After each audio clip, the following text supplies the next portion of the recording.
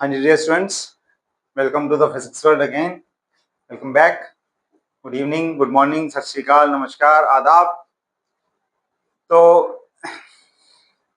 बेटा हमने electric field पढ़ लिया था, मैग्नेटिक फील्ड पढ़ लिया था। अब हम उन दोनों को कोरिलेशन पढ़ने वाले हैं, उन दोनों के बीच का जो कनेक्शन है, किस तरह से वो एक दूसरे के साथ कनेक्टेड या एसोसिएटेड हैं, उसके बारे में हम बात करेंगे। तो आज का हमारा टॉपिक जो है वो है इलेक्ट्रोमैग्नेटिक इंडक्शन।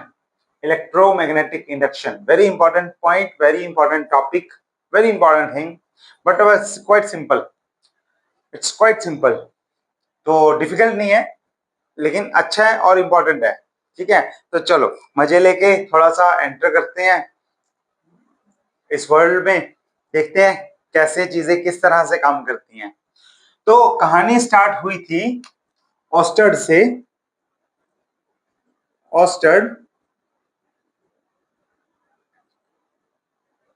ठीक है, बड़ा अच्छा एक्सपेरिमेंट कर रहे थे, सिंपल एक्सपेरिमेंट कर रहे थे, क्लास में बच्चों को पढ़ा रहे थे। पढ़ाते हुए उन्होंने देखा कि जब भी वो क्या करते हैं, कुछ इलेक्ट्रिसिटी का एक्सपेरिमेंट कर रहे थे। ठीक है, तो जब भी वो देखा उन्होंने, जब भी वो कनेक्शन जोड़ते हैं, सर्किट कंप्लीट करते हैं, करंट पास करते हैं, बल्ब को ग्लो करते हैं, तो जो वो कर रहे थे एक्सपेरिमेंट में, सिंपल सा एक्सपेरिमेंट था, लोअर क्लासेस को पढ़ा रहे थे, उसमें उन्हें कुछ प्रैक्टिकली करके दिखा रहे थे। तो जब भी वो करंट पास करते थे, साइड में बेंच पे एक नीडल पड़ी थी, वो हिलने लग जाती थी। ठीक है, तो उन्होंने ऑब्जर्व किया कि इलेक्ट्रिक करंट जो है, जो कोई कुछ करंट पास होता कहीं से, तो उससे कुछ ना कुछ मैग्नेटिक फील्ड एसोसिएटेड है। ठीक है, कुछ ना कुछ मैग्नेटिक फील्ड एसोसिएटेड है। इसीलिए मैग्नेटिक नीडल जो है, जो नीडल है आयरन वाली, वो वहां से डिफ्लेक्शन शो कर रही है। ठीक है, हमने ये पढ़ लिया, इस पे बातचीत कर ली, काम खत्म हो गया, कोई मुश्किल तो था नहीं, आसान सा था। अब दूसरी तरफ फेराडे जो थे, फेराडे वो बड़े अच्छे एक्सपेरिमेंटलिस्ट थे। वो समझते हैं नेचर लव सिमेट्री के प्रिंसिपल पे अगर हम चलें, तो अगर इसके चेंज होने से ये प्रोड्यूस हो रही है, तो वो उनका मानना था कि कन्वर्स इफेक्ट भी होना चाहिए। कन्वर्स इफेक्ट मतलब मैग्नेटिक फील्ड अगर हम चेंज करें, तो इलेक्ट्रिक फील्ड भी, इलेक्ट्रिक करंट भी कहीं ना कहीं, किसी ना किसी हद तक आना चाहिए। ठीक है, इस चीज पे उन्होंने काम किया तो कुछ एक्सपेरिमेंट किए, और उसी पे बने फेराडेज लॉज, और हम आज उन्हीं लॉज के बारे में पढ़ने वाले हैं। तो एक्सपेरिमेंट क्या थे वो देख लेते हैं। बड़े प्यारे प्यारे सिंपल सिंपल एक्सपेरिमेंट थे, लेकिन उस टाइम में अगर आप सोचोगे तो बहुत बड़ी बात थी, बहुत बड़ी। अभी तक हमने सिर्फ इलेक्ट्रिक फील्ड को पढ़ा था, सिर्फ मैग्नेटिक फील्ड को पढ़ा था। ये दो फील्ड्स अलग अलग अपने उसी टाइम में ग्रो कर रहे थे। फिर एक तरफ से एक फील्ड का दूसरे से कनेक्शन निकला, दूसरा डिपेंडेंट निकला या वेरिएबल निकला उससे। अब हमने देखा उल्टा, कि दूसरा फील्ड भी पहले से निकल रहा है, या डिपेंडेंट है या वेरिएबल है, उस हिसाब से चेक किया, तो फिर दोनों फील्ड आपस में मर्ज हो गए, और हमारे पास एक साथ एक चीज बन गई, that is electromagnetic. It was a huge discovery, huge unification. ठीक है, तो एक्सपेरिमेंट्स देखते हैं, एक्सपेरिमेंट्स क्या थे। बड़े सिंपल से एक्सपेरिमेंट से उन्होंने एक सिंपल सर्किट लिया और देखा कि कोई भी रेजिस्टेंस लगा दो, कैपेसिटर लगा दो, कुछ भी, और साथ में यहाँ गैल्वेनोमीटर लगा दो रीडिंग नोट करने के लिए। ठीक है, जब भी रीडिंग नोट करने के लिए कॉइल लेनी है, कॉइल ले लेना, ये लो, यहाँ पे कॉइल ले ली। ठीक है, अब उसमें वो क्या कर रहे हैं, उसके साथ इस सर्किट में वो क्या कर रहे हैं, एक सर्किट में मैग्नेटिक इफेक्ट चेंज करने के लिए कोई मैग्नेट है उसे पास लेके आ रहे हैं, या फिर इससे दूर लेके जा रहे हैं। तो एक एक्सपेरिमेंट में क्या किया उन्होंने, एक मैग्नेटिक नीडल को, एक मैग्नेट को उसके पास लेके आए दूसरे कॉइल के, और या उससे दूर लेके गए। ठीक, दोनों में क्या होगा, मैग्नेट को पास या दूर लेके जाने से क्या होगा, जो मैग्नेटिक लाइंस ऑफ फोर्स इससे निकलेंगी और जो इसमें से पास करेंगी, वो चेंज हो जाएंगी, पास आने से बढ़ जाएंगी, दूर जाने से कम हो जाएंगी। ठीक है। तो जो इसमें से लाइंस ऑफ फोर्स निकल रही हैं, लेट्स से इस तरह से, ठीक है, उल्टा बना दिया, कोई बात नहीं, डायरेक्शन ले लेना उस हिसाब से। ओके, तो वो कम या ज्यादा हो जाएंगी डिपेंडिंग अपॉन के मैग्नेट पास आ रहा है या दूर जा रहा है, ठीक है। अच्छा, एंगल भी चेंज कर सकते हो, कोई फर्क नहीं पड़ता है, बाद में देख लेंगे। ओके, दूसरे एक और एक्सपेरिमेंट किया, उसमें क्या किया, एक कॉइल ऐसे रखी और उसमें करंट लगा दिया, बैटरी लगा दी, उसमें से हम अपनी मर्जी से करंट पास कर सकते हैं, की लगा दो, उसमें हम अपनी मर्जी से करंट पास कर सकते हैं, स्विच ऑन या ऑफ कर सकते हैं, और अकॉर्डिंगली क्योंकि बैटरी लगी हुई है और बैटरी लगी हुई है तो उसमें उस अकॉर्डिंग करंट पास हो जाएगा। अब इलेक्ट्रिक करंट पास होने से क्या होता है, करंट से मैग्नेटिक फील्ड एसोसिएटेड है, करंट पास होगा तो कुछ ना कुछ मैग्नेटिक फील्ड आएगी। अब मैग्नेटिक फील्ड आएगी तो उसे हम क्या करते हैं, दूसरी कॉइल के पास रख देते हैं अब, और इसमें गैल्वेनोमीटर लगा देते हैं रीडिंग मेजरमेंट के लिए, डिफ्लेक्शन के लिए, ठीक है। तो उन्होंने दो एक्सपेरिमेंट किए, एक एक्सपेरिमेंट में कॉइल के पास जो गैल्वेनोमीटर लगा हुआ है कॉइल के साथ, उस कॉइल के पास दूसरी कॉइल थी जिसमें से हम करंट अपनी मर्जी से मतलब इंक्रीज डिक्रीज कर सकते थे। और दूसरे एक्सपेरिमेंट में, एक एक्सपेरिमेंट में उनका क्या था, तो कॉइल के साथ एक मैग्नेट ही सीधा आसपास उसके पास से दूर कर सकते थे, ठीक है। तो दो तरह से उन्होंने कॉइल में मैग्नेटिक इफेक्ट चेंज करने की ट्राई किया, और एक मैग्नेट से और एक दूसरी कॉइल से। और दोनों में क्या नोटिस किया कि जब भी मैग्नेटिक फ्लक्स चेंज होता है किसी भी तरह से, चाहे इस तरह से चेंज हो और चाहे इस तरह से चेंज हो, जब भी मैग्नेटिक फ्लक्स चेंज होगा, इस कॉइल में जिसमें गैल्वेनोमीटर लगा हुआ है इसमें डिफ्लेक्शन शो होगी। और गैल्वेनोमीटर में डिफ्लेक्शन का मतलब है कि इसमें इंड्यूस्ड करंट आया या ईएमएफ आई है, ठीक है।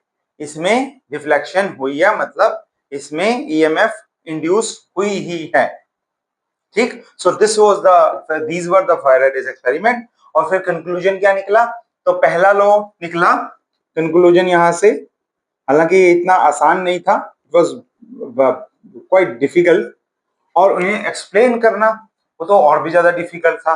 वो जाके कब एक्सप्लेन हुआ, जब रिलेटिविटी थ्योरी हमें समझ में आई कि इलेक्ट्रिक फील्ड मैग्नेटिक फील्ड अलग अलग नहीं होते, कोई रेस्ट पे है चार्ज या मोशन में है चार्ज, सब रिलेटिव है, ये वो बहुत आगे जाके समझ में आया था। पर फिलहाल हमें ये पता लग गया था from the gut feeling of Faraday के whenever there is change in magnetic flux, whenever there is change in magnetic flux, तो चेंज क्या हो रहा है, फ्लक्स चेंज हो रहा है, और जब तक चेंज हो रहा है तब तक क्या होगा, induce EMF will be there. Magnetic flux, magnetic की जगह मैंने मैक्सिमम लिख दिया तो मैं इसे चेंज कर देता हूं, magnetic flux, there will be an induced EMF, ठीक है। तो ये उन्होंने बताया, this is Faraday's first law. Second law में हम उसका मैग्नीट्यूड देते हैं कि कितनी ईएमएफ आएगी, ईएमएफ आएगी minus of D phi by dt, D phi by dt, ये हम दे देते हैं। Induced EMF is equal to DMF, EMF is equal to minus of change in rate of change of magnetic flux. अच्छा, flux क्या होता है, flux होता है बी डॉट ए, अगर आप इलेक्ट्रिक फ्लक्स की बात करोगे तो वो होता है ई डॉट ds, अगर आप मैग्नेटिक फ्लक्स की बात करोगे तो वो होता है integration of B dot ds, है ना। अगर आप फील्ड वेक्टर को एरिया वेक्टर से ले लो, क्लोज लेना हो तो क्लोज ले लेना, ओपन लेना हो ओपन ले लेना, वो ठीक है, वो बाद में देखते हैं। फिलहाल हमें इतना पता है कि जब भी मैग्नेटिक फील्ड या एरिया यानी कि मैग्नेटिक फ्लक्स चेंज होगा इसमें इंड्यूस्ड ईएमएफ होगी, ठीक है। तो इसके लिए एक्सपेरिमेंट को अगर आप ध्यान से देखो तो उन्होंने क्या क्या चेंजेस किए, उन्होंने क्या किया, मैग्नेटिक फील्ड कभी पास लेके आए, उससे क्या हुआ, मैग्नेटिक लाइंस ऑफ फोर्स बढ़ गई, मैग्नेटिक फ्लक्स बढ़ गया, कभी दूर लेके गए, मैग्नेटिक लाइंस कम हो गई, फ्लक्स कम हो गया।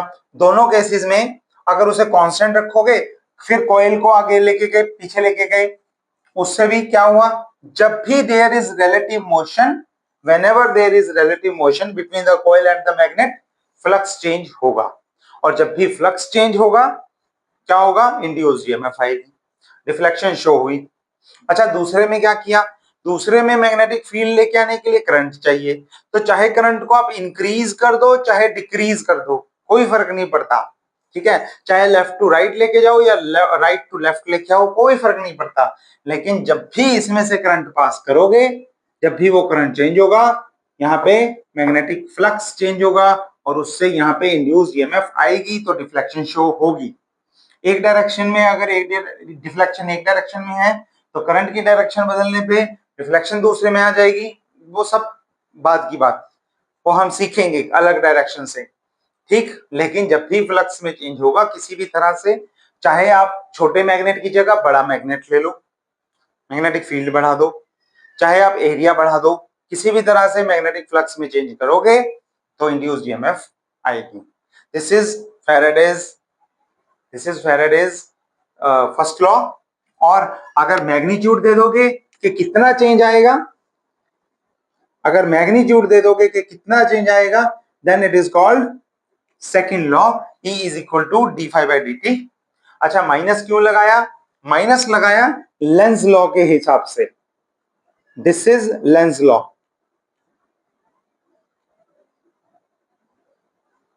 ये भी बड़ा इंपॉर्टेंट है। तो फैराडेज के दो लॉज हो गए और एक लेंज लॉ हो गया। लेंज लॉ क्या बोलता है, लेंज लॉ बोलता है कि ये इंड्यूस्ड ईएमएफ इस तरह से इंड्यूस हुई है कि ये जो चेंज इन मैग्नेटिक फ्लक्स है उसको अपोज करती है, ठीक है, ये जो है चेंज इन मैग्नेटिक फ्लक्स को अपोज करती है। मतलब अगर मैग्नेटिक फील्ड या मैग्नेटिक फ्लक्स बढ़ रहा है तो ये कम करने की कोशिश करेगी, इस तरह से ईएमएफ आएगी कि वो कम हो जाए, और अगर वो कम हो रहा है तो इस तरह से ईएमएफ आएगी कि वो बढ़ जाए। जैसे कि मैं आपको ऊपर अभी बता रहा था कि अगर मान लो ये साउथ पोल दूर जाने लगे, ये दूर जाने लगे, मैग्नेट मैग्नेट दूर जाएगी तो ये साउथ पोल दूर जाएगा, दूर जाएगा, इससे मैग्नेटिक फील्ड कम होगी। तो इस सर्किट के अंदर ईएमएफ इस तरह से इंड्यूस होगी कि वो मैग्नेटिक फील्ड ऑफ लाइंस को, लाइंस ऑफ फोर्स को कम होने से रोके। उसके लिए क्या करना पड़ेगा, करंट को किस डायरेक्शन में जाना पड़ेगा, एंटी क्लॉकवाइज डायरेक्शन में जाना पड़ेगा। और जब इस कॉइल में करंट एंटी क्लॉकवाइज डायरेक्शन में जाएगा, इट मींस ये पोल नॉर्थ पोल का काम करेगा, ये वाला फेस नॉर्थ पोल का काम करेगा, और नॉर्थ पोल का काम करेगा तो वो साउथ को क्या करेगा, अट्रैक्ट करेगा अपनी तरफ। अट्रैक्ट करने का मतलब जो लाइंस ऑफ फोर्स कम हो रही थी साउथ के दूर जाने की वजह से, वो बढ़ने की कोशिश करेंगी। अगर उल्टा करो, अगर उल्टा करोगे तो लेट्स से कि साउथ पोल जो है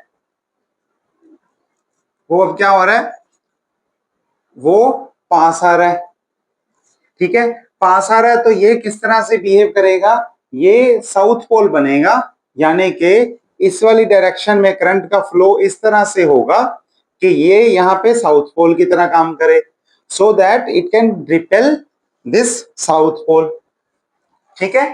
तो ये ऑपोजिट पोल का काम करता है, सच दैट, ऑपोजिट पोल का काम करता है सच दैट ये इसमें इसके खिलाफ जो है इंड्यूस्ड ईएमएफ आए। और वो क्यों आती है, तो अगर आप उसका बेसिक देखोगे, so Lenz law is actually in conservation of energy, is in agreement with the conservation of energy. Conservation of energy कैसे, कि अगर आप चाहे साउथ पोल आपको रोकने की कोशिश कर रहा है और आप जा रहे हो उसके पास, या वो आपको पकड़ने की कोशिश कर रहा है और आप उससे दूर जा रहे हो, किसी भी केस में आप उस इंड्यूस ईएमएफ ऐसे है कि आपको इसके खिलाफ काम करना पड़ेगा। इसके अगेंस्ट काम करने का मतलब we need to provide some sort of mechanical energy, magnet को मूव करने के लिए मैकेनिकल एनर्जी देनी पड़ेगी, और वो mechanical energy will be converted into the form of electrical energy which is induced in it. तो ऐसे नहीं है कि कहीं से भी इलेक्ट्रिकल एनर्जी प्रोड्यूस हो गई, अपनी मर्जी से हमने प्रोड्यूस करनी है, चलो जी मैग्नेट लेके आओ, आपको काम करना पड़ेगा, वो एनर्जी की फॉर्म एक से दूसरे में कन्वर्ट ही होगी, ठीक है। तो ये एक अच्छा बड़ा इंपॉर्टेंट पॉइंट था कि Lenz law is in agreement with the conservation of energy. अच्छा, अगर फैराडेज लॉ में एक बार फिर से देखो तो E इज इक्वल टू हमने देखा minus D phi by D T, और अगर फाई को हम पुट कर देते हैं integration of B dot D S और इसे यहां पे सब्स्टिट्यूट करते हैं तो हम लिख सकते हैं that it is integration of curly B by curly T. Integration में क्योंकि डी बाई डी टी लिखो या करली बाय करली टी वो इंडिपेंडेंट वेरिएबल है ऐसे, तो हम ऐसे भी लिख सकते हैं। So this is one form of Faraday's law. Integral form तो आप ऐसे लिख लोगे, लेकिन हमने ये भी तो पढ़ा हुआ है कि voltage is related to electric field in this way. This is line integral of electric field, ठीक है। वोल्टेज के साथ इंड्यूस्ड ईएमएफ ऑपोजिट रहती है। तो यहां पे अगर इसे इसके इक्वल रखें तो हमारे पास रिजल्ट आता है E dot D L is equal to minus of double integral of curly by curly T dot D S, ठीक है। और यहां पे अगर आप स्टोक्स थ्योरम लगा दो तो it can be written as surface integral of curl of E, है ना। और वो उससे आपको क्या मिल जाएगा, उससे आपको मिल जाएगा कि सरफेस इंटीग्रल दोनों तरफ से छोड़ दो और आपको मिल जाएगा कि जो कर्ल ऑफ E है, जो कर्ल ऑफ E है this one, this is equal to derivative of B with respect to time, so we can write it as del cross E is equal to minus curly B by curly T। और ये जो form है इसे हम बोलते हैं differential form of Faraday's law, differential form of Faraday's law, ठीक है। तो वो इंटीग्रल फॉर्म थी, ये डिफरेंशियल फॉर्म है। एक्सपेरिमेंट हमने सीख लिए, फर्स्ट लॉ सेकंड लॉ हमने सीख लिया, लेंज लॉ सीख लिया, उसका कंजर्वेशन ऑफ एनर्जी के साथ एग्रीमेंट सीख लिया, और डिफरेंशियल इंटीग्रल फॉर्म में भी फैराडे लॉ हमने पूरा किया, ठीक है। कल हम अगले लेक्चर्स में सेल्फ इंडक्शन और म्यूचुअल इंडक्शन वगैरह के बारे में पढ़ेंगे, इन्हीं फिनोमिना को और देखेंगे, ठीक है।